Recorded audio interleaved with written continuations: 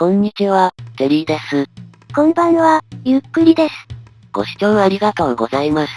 ありがとね。さて久々の、岩盤からのゲーム再開です。色々な意味で落ち着きます。引きこもりの性分だから仕方がないわね。最もアイテムが揃っていて、使いこなされた安全な場所だからです。でも一番死んでる場所なのよね。さて、エンダーチェストや幸運3ツルハシを入手し、冒険者としても炭鉱夫としても準備が整ってきたところです。でもどちらも本格稼働する前に、まずシルクタッチで塔をできるだけ伸ばします。地下の簡易地図の方ですが、まだ鉱石未回収なのは西側の4本の南北通路です。ここをまずシルクタッチ使いつつ鉱石回収していきます。そのあたりの通路、ダイヤが生成される高さより上だったわよね。ダイヤなら子供ゾンビに殺された近くの洞窟にまだ残ってます。で、あとは廃鉱拠点近くにあったエメラルドを回収します。ここまでで4種類の鉱石ブロックを新たに入手できる、というわけです。右上の方に山岳があるけど、そこにもエメラルドなかったかしら。そっちはプレイ中は忘れてたので今度です。さて、花は確かに全14種類です。そのうち上用かと思います。熱でもあるの？レッドストーンランプをクラフトしておきます。いくつか前のバージョンでは、光った状態のブロックもシルクタッチで入手することができたらしいです。さて、荷物整理が終わったので出発します。なお、前回までの塔に積んだ入手ブロックは3ページ構成で106個となっています。積む前の確保スミシンブロックは、ボドゾルト氷、草ブロック、石炭鉱石、グローストーン、レッドストーンランプです。よし、行きましょうか。なんでトロッコに苦戦してるのよ。さてまずは、東西通路上に残してたラピスラズリ鉱石の回収です。ラピスの方は確かエンチャントでも使うんですよね。念のため見つけたのは全部取っておきます。掘り残しの石炭は、全部掘るのは面倒なのでその気になったものだけを採掘します。主に村人取引用よね。足りるの？計算上、見つけたの全部掘らなくても足ります。確かこの辺だったかな。あ、ここは割り潰し済みでしたね。しっかり湧いているじゃないの。どうやらこっちの南北通路が鉱石未回収のようです。さてレッドストーン鉱石の入手です。サクサク新ブロックが集まるのはなんだか久々です。地上に出た時以来かしら。というかもうすでに、新ブロック入手できる場所がかなり限られているんです。しかもこのうち2箇所は今回でクリアしてしまいます。残ったのは、縛りのことも考えると次に楽なのがジャングルになってしまうのね。でもこの辺りから、どの順番でこなすのか考えるのがやたら楽しいんですよ。鉄はできるだけ回収です。ビーコン用ピラミッドの最下段で700個以上、村人取引で多分それと同数くらい使います。目安で鉄ブロックを3スタック弱というところです。まあそこそこ多いわね。でもダイヤを49ブロック集めるはるか前に揃うはずです。で、金については、ピラミッド用に25ブロック確保するほか、食料や村人取引用にも使います。最も使う配分の調整が難しそうな鉱石です。さて南北通路2本分は回収し終わりました。先にエメラルド回収に向かいます。さて、まず一つ目はシルクタッチで入手です。思ったより入手まで早かったと言うべきかしらね。冒険の時間攻略中に、作りづらいエンチャントをいくつか確保できるかもと期待してます。続いてシルバーフィッシュ入りの石ブロックが入手できるか試してみます。お、シルバーフィッシュは出てこない。入手したのはただの石ですね。まあ予想通りだけど、少し拍子抜けね。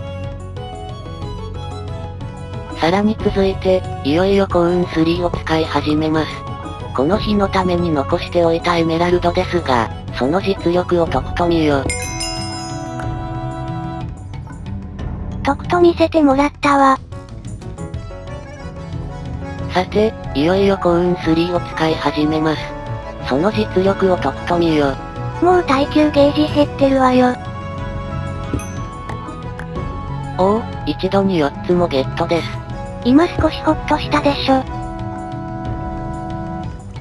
さて廃校の奥のエメラルドも回収してきました。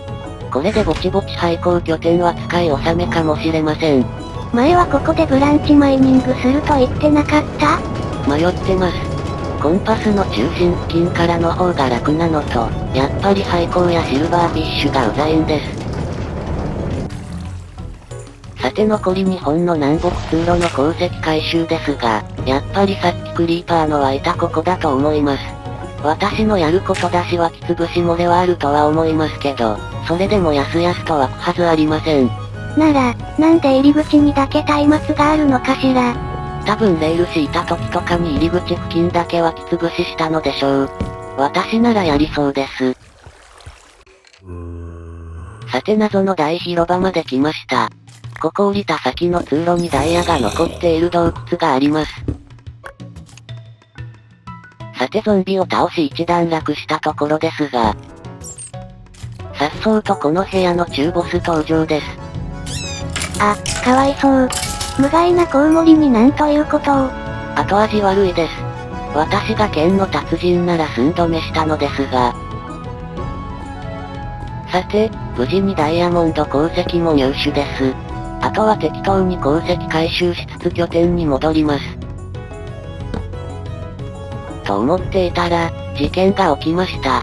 クリーパーということは、死ぬの？爆発寸前でゲームが固まりました。ナイスラグさんね。というよりナイスボート？さてこの後、そして時は動き出すのですが、それまでが結構恐怖だったりします。鉄防具なら死んでました。少しばかり呆然です。さて拠点です。地上の巨大キノコを回収ついでにそろそろ豚さんに空を飛んでもらいます。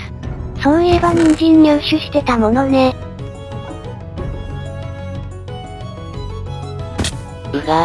まあでは巨大キノコ探しに行きますね。屋根上の森は拠点の近くで見つけていました。で、今まで巨大キノコにシルクタッチ使った時、赤と茶ブロックの2ブロック手に入るのか、幹まで入手可能かが謎だったのですが、幹を採取しても茶色ですね。幹は入手不可能のようです。ゾンビとスケルトンが湧いてました。さすが屋根上の森です。もう一種類足りないわね。緑のが。スライムはここでは湧きませんよ。さて、赤キノコの方も予備分含め2つゲットです。再び拠点近くに戻ってきました。随分長いこと待ちぼうけさせてしまって、この豚さんには申し訳なかったです。申し訳ないことをするのは今からよ。これは他の動物には変われない豚さんの使命です。というわけで、お役目ご苦労様でした。これで空飛ぶ豚実績も解除。今次にこなせる実績は、オーバーキルとネザーの2つとなりました。さて、12種類の新ブロックが確保できました。草ブロックを除いた11種類を塔に積んでしまいます。今回で雲まで届くのかしらね。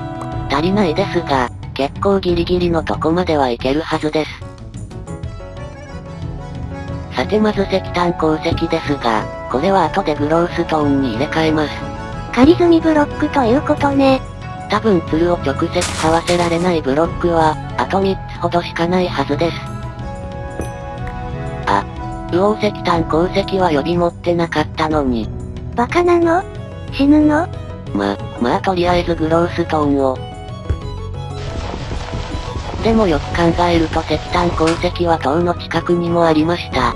今すぐ取ってくればいいだけの話でした。あ、偉いわね。バカと認めて死ぬなんて。シフトをしてなかったはずなのになんで死んだの今。というかここ直下した穴の跡？地上と拠点に散乱してたアイテム回収したのですが、まだいくつか足りません。土がよくわからないところに落ちてるし。特にシルクタッチがまだ見つかってませんでしたが、どうやらようやく見つけました。危なっかしいわね。さてとりあえず石炭鉱石再入手ですが、やばいですね。ついに私は10人目となってしまいました。しかしおかしいです。机上の空論上さっきのは死ぬ運命ではなかったはずなのに。何寝言言ってるの？さて次は、石炭鉱石入れ替えで氷を積み込みますが、同じミスは私はしません。次が氷で、氷が溶けないうちに慌ててポドゾルを積んでしまいます。ツルを。私は今何を。もう一度死ぬの？いや、要するに氷を一度引っこ抜いて仮ブロックを積めばいいわけで。どれに、あまりのグダグダさに鶴が見かねたようよ。感謝なさい。アザース。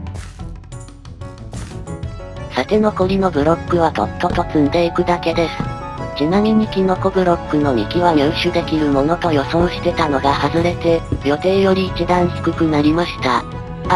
今回積んだ氷が溶けない自信は実はありません。水浸しになればわかります。さて鶴を這わせてきました。雲はだいぶ近づいていますね。でもあと少しという感じね。収集済ブロックの3ページ目はこのようになりました。塔に積むブロックは残り5分の1を切ったはずです。やっぱりまだ手が届きそうにないですね。ジャングルを見つけたら6種類のブロックが集まるので、ジャングル待ちという感じです。さてでは恐ろしいタイムです。お楽しみタイムじゃなかったの？ウオーコは、無事死にませんでした。到着時のスピードが増してるのかしらね。さて、今回はもう一つやることがあります。地図を額に飾るのね。前作では動物愛護モードで川が入手しづらかったんですよね。